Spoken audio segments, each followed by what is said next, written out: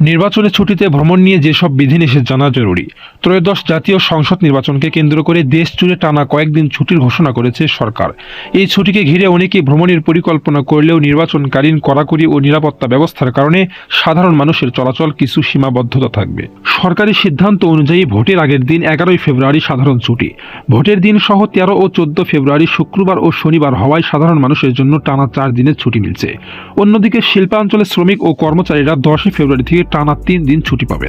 নির্বাচন বিশ্লেষকরা বলছেন, বাংলাদেশে ভোট দেওয়া আইনগতভাবে বাধ্যতামূলক নয়।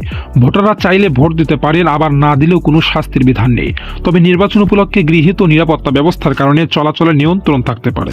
নির্বাচন কমিশনের নির্দেশনা অনুযায়ী ভোটের দিন ইসির অনুমোদন ছাড়া কোনো যানবাহন চলাচল করতে পারবে না। এছাড়া 10 ফেব্রুয়ারি রাত 12টা থেকে 13 ফেব্রুয়ারি রাত 12টা পর্যন্ত মোটরসাইকেল চলাচল সম্পূর্ণ নিষিদ্ধ থাকবে।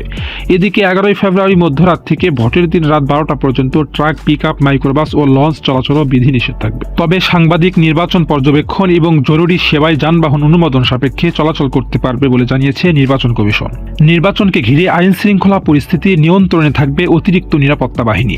গুরুত্বপূর্ণ সড়ক ও নির্বাচনী এলাকায় বসানো হবে চেকপোস্ট। নিরাপত্তার কারণে কিছু এলাকা বহিরাগতভাবে প্রবেশ সাময়িকভাবে সীমিত করা হতে পারে।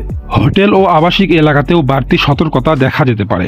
হোটেলে ওঠার সময় অতিথিদের পরিচয় যাচাই এবং ভ্রমণের উদ্দেশ্য জানাতে বলা হতে পারে বলে সংশ্লিষ্টরা জানিয়েছে। এদিকে বাংলাদেশ ট্যুর অপারেটর অ্যাসোসিয়েশন জানিয়েছে, ভোটের দিন তারা কোনো ট্যুর বা ভ্রমণ প্যাকেজ পরিচালনা করবে না। তবে নির্বাচনের পরপরই দেশের ভেতর ও বাহিরে সব ধরনের ভ্রমণ প্যাকেজ আবার চালু করা হবে। বিশেষজ্ঞরা মনে করছেন, টানা ছুটি থাকলেও নির্বাচনকালীন বিধিনিষেধ ও নিরাপত্তার ব্যবস্থার কারণে পরিকল্পনা ছাড়া ভ্রমণে বের হওয়া ঝুঁকিপূর্ণ হতে পারে। তাই ভ্রমণের আগে স্থানীয় নির্দেশনা ও যানবাহন চলাচলের নিয়ম জেনে নেওয়ার পরামর্শ দিচ্ছেন তারা। সংক্ষেপে বলা যায়, ছুটি থাকলেও নির্বাচনকালীন আইন ও নিরাপত্তার বিধিনিষেধ মাথায় রেখে চললেই নিরাপদে চলাচল সম্ভব।